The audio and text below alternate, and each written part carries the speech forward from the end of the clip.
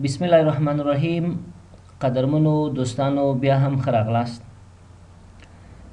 نن زموږ د سینډینګ ایمیل یا د ایمیل لیږلو دویمه ورځ ده. په اوله ورځ باندې موږ په ساده ایمیل لیږلو باندې بحث وکړو. نن غواړم تاسو ته لږ ذره څه پیشرفته‌تر د ایمیل لیږلو باندې بحث وکړم. یعنې که چیرې تاسو د انټرنیټ د طریق نه د خپل یو همکار نه غواړئ چې د سبا یا د بلې ورځې اجنډا تاسو ته راولېږي، نو تاسو څنګه کولی شئ چې هغوی ته د خپل جیمیل له طریقه یا د آفیشل ایمیل له طریقه ایمیل ولېږي تر څو هغوی تاسو ته د سبا یا د بلې ورځې اجنډا راولېږي او تاسو په هغه باندې حل مطلب وکړئ. نو زه د دې دپاره راځم ګوګل کروم بیا خلاصوم او په دې اډرس بار کې جیمیل لیکم او کنټرول انټر باندې کلیک کوم. نو د ده نه وروسته زمونږ هغه ایمیل مونږ ته راخلاص شي. که چیرې مخکې نه ثبت وي او که ثبت نه وي نو مونږ خپل ایمیل انتخابوو، د هغه نه وروسته ورته پاسورډ لیکو. نو زمونږ ایمیل جاوید احمد دی، دا مې ورته انتخاب کړ. راځم لاندې دلته ورته پاسورډ لیکم او د هغه نه وروسته نیکسټ باندې کلیک کوم. نو تاسو ګورئ چې زه خپل ایمیل ته داخل شوم. نو د ایمیل لیږلو دپاره موږ تاسو بحث کړی چې راځو چېرته کمپوز ته. زه راځم په کمپوز باندې کلیک کوم او دا بله صفحه وینډو چې خلاصیږي په دې بره قسمت کې چې لیکلي ټو دلته دغه کس ایمیل لیکم چې د چا نه زه اجنډا غواړم. دغه کس ایمیل د m.islam.safai@gmail.com دا دغه کس ایمیل دی، دا مې ورته ولیکو. که بل کس سی سی یا بی سی سی کې نیسي هم مشکل نشته دی، او که نه نیسي بس کفایت کوي. په سبجیکټ کې موضوع لیکم، موضوع ده ایجنډا.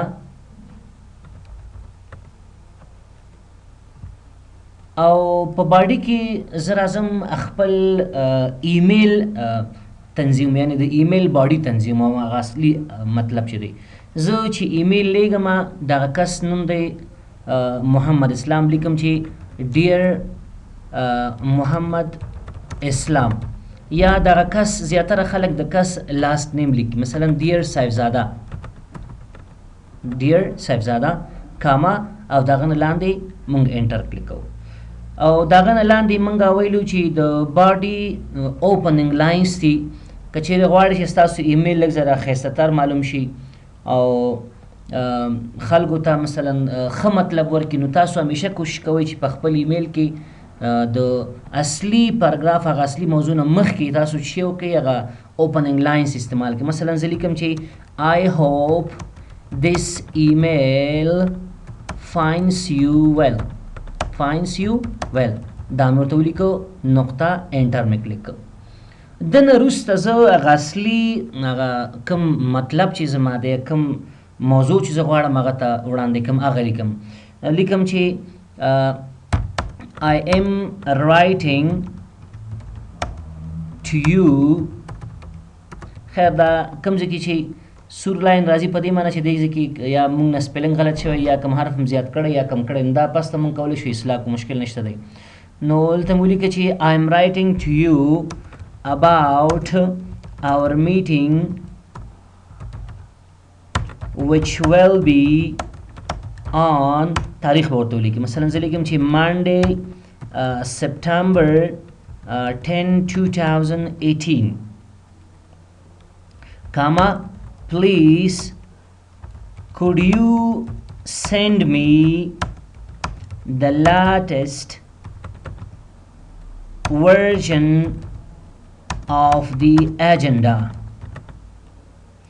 before the end of the day.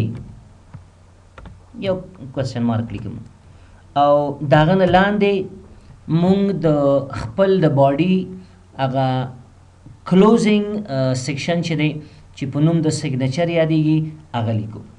نو که چیرې بعضې کلوزینګ لاینز لیکل غواړئ تاسو کولی شئ دلته ولیکئ چې مثلا please let me know if you have any question یا همداسې نور موضوعات.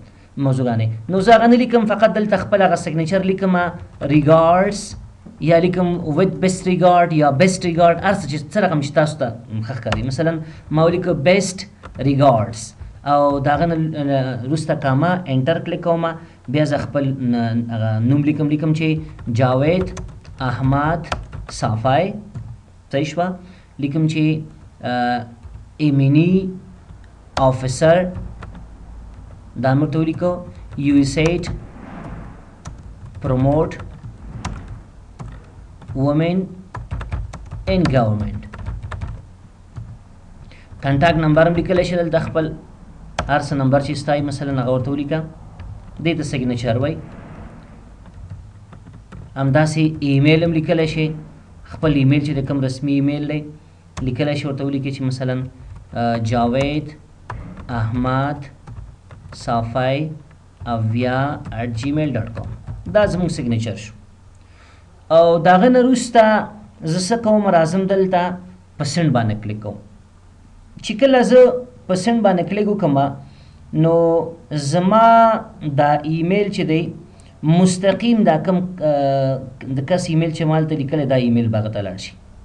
نو زما مطلب چې شی و، زما مطلب د نن د دې ایمیل د لیکلو نه دا و چې تاسو څنګه کولی شئ مختلف قسمه ایمیلونه د مختلفو اهدافو دپاره مختلفو دوستانو ته ولیږئ. دا اوس وګورئ په دې ایمیل کې ما د خپل یو دوست نه چې صاحبزاده نومیږي، د هغه نه ما د اجنډا د لیږلو د رالیږلو تقاضا وکړه، چې یعنې ما ته هغه اجنډا چې په سبا یا د بل سبا په 10 تاریخ باندې زموږ کوم میټینګ دی، د هغه اجنډا راولېږه چې زه په دې باندې پوه شم چې دا اجنډا د چیش په باره کې د څه خبرې پکې کېږي، څوک پکې خبرې کوي. نو د لیږلو یا د ایمیل د لیکلو طریقه دغسې ده وروره. تاسو کولی شئ دا ایمیل چې دی په مختلفو شکلونو باندې ولیکئ، یو دا شکل نه دی خو ما داسې خلاص غوندې تاسو ته ولیکو. د نه وروسته زه راځم په سینډ باندې کلیک کوم. چې کله سینډ کلیک کوم نو زما ایمیل به دې کس ته لاړ شي. دلته ما ته یو میسج هم راکوي چې میسج سینډ، ستا دا کوم میسج چې تا لیکلی مخکې هغه ولېږه هغه سینډ شو. که کتل غواړې په ویو میسج باندې کلیک کړه، ستا میسج دلته تا ته ښي. دا اوس وګورئ دا هغه یو منظم او صحیح شکل باندې ایمیل چې تاسو غواړئ دقسې لیکل کېږي. بره زموږ دغه کس ایمیل دی او دغه نه دلته موږ دغه کس ایمیل ولیکه په هیډر کې، او دغه نه لاندې موږ خپل باډي ولیکله چې باډي مې تاسو ته ویله چې اول په اوپننګ سیکشن دی چې په هغه کې مونږ ګریټینګس لیکو چې دا تاسو ګورئ چې ډیر صاحبزاده مې لیکلی دی. د هغه نه لاندې مونږ د باډي نه شروع کېدو نه مخکې مونږ اوپننګ لاینز دي چې دا د آی هوپ دس ایمیل فاینډز یو ویل مې ولیکو، او د هغه نه وروسته چې زمونږ مین اصلي باډي ده هغه مې ولیکو، او د هغه نه وروسته زمونږ کلوزنګ سیکشن چې په هغه کې سیګنیچر راځي دا مې ورته ولیکو. نو دا د ایمیل کمپوزینګ یو بل مثال چې تاسو ته مې کار وکړو. زه ما ګورم دغه بل ایمیل خلاصوم چې هغه هم زما دی چې دا ایمیل ما ته راغلی دی که نه راغلی. نو راځم دلته په دې پروفایل فوټو باندې کلیک کوم او ساین آوټ باندې کلیک کوم. نو زه به د دې ایمیل نه ساین آوټ شم او راځم بیرته خپل بل ایمیل ته داخلیږم چې محمد اسلام صاحبزاده دی. نو تاسو داسې فکر وکړئ چې دا یو بل کس دی په یو دفتر کې ناست دی او دا څه کوي خپل ایمیل خلاصوي، ګوري چې دته ایمیل راغلی دی. فکر کوم زما پاسورډ غلط و، نو زه خپل پاسورډ دوباره د سر نه لیکم او نیکسټ کلیک کوم. نو دغه نه وروسته به زه خپل ایمیل ته داخل شم. نو اوس تاسو وګورئ چې کله تاسو ته نوی ایمیل راشي نو تاسو که پام کړئ داغه نوټیفیکیشن تاسو ته په انباکس کې راکړي. ګوره انباکس کې اول دا داسې بولډ شوی دی او څنګ سره دلته یو لیکل شوی، په دې معنی چې تاسو ته یو نوی ایمیل راغلی دی. دا زما ایمیل خپل اټومیټیکلی ساین آوټ شو. زه بیا دا پاسورډ لیکم او نیکسټ کلیک کوم تر څو خپل ایمیل ته داخل شم. نو دا په دې معنی چې دلته هم تاسو ته دلته هم ته وایي چې تاسو ته د جاوید احمد خو نه یو ایمیل راغلی چې دغه سبجیکټ شی دی اجنډا ده. نو چې کله تاسو په دې باندې کلیک کړئ تاسو ته مکمل هغه موضوع معلومیږي او دغه نه وروسته تاسو کولی شئ چې دا اجنډا که مثلا تا سره نه وي بل چا سره دا ایمیل بل چا ته فارورډ کړئ چې هغه درته جواب ورکړي، او یا تاسو مستقیم درته هم جواب ورکولی شئ. هغه عکس هغه کوم اجنډا چې د هغه ورسره ټچ کولی هم شئ. ټچ څنګه کېږي، فارورډ څنګه کېږي، دا موضوعاتو باندې به له خیر سره وروسته موږ خبرې کوو. خو په هر صورت دا تاسو وکته دلته د محمد اسلام ته ایمیل راغلی دی. اوس په جیمیل کې یو نوی آپشن راغلی، مخکې دا نه و. هغه دا ده چې کله ته چاته ایمیل لیږې یا تاسو ته څوک ایمیل رالیږي نو د هغه ایمیل سره د هغه ایمیل سره په ارتباط یعنی د هغه ایمیل په اساس باندې تاسو ته جیمیل چې دی د ریپلای د جواب لپاره بعضې داسې جملات خپل اټومیټیکلی لیکي، مثلا یس آی ویل. نو دلته ګوره تقاضا ده چې شي شوې ده د اجنډا چې ما ته اجنډا ولیږه، دلته راغلی یس آی ویل. نو که چېرې ته وخت نه لرې چې ولیکې چې یس آی ویل سینډ د اجنډا as soon as possible، ته کولی شي ډایرکټ د دغه الفاظو دغه جملاتو نه استفاده وکړي. کلیک په دې باندې ډایرکټ خپله کمپوز شوي دي هغه متن راځي او هغه نه وروسته سینډ باندې کلیک کړه، دا متن به هغه کس ته لاړ شي.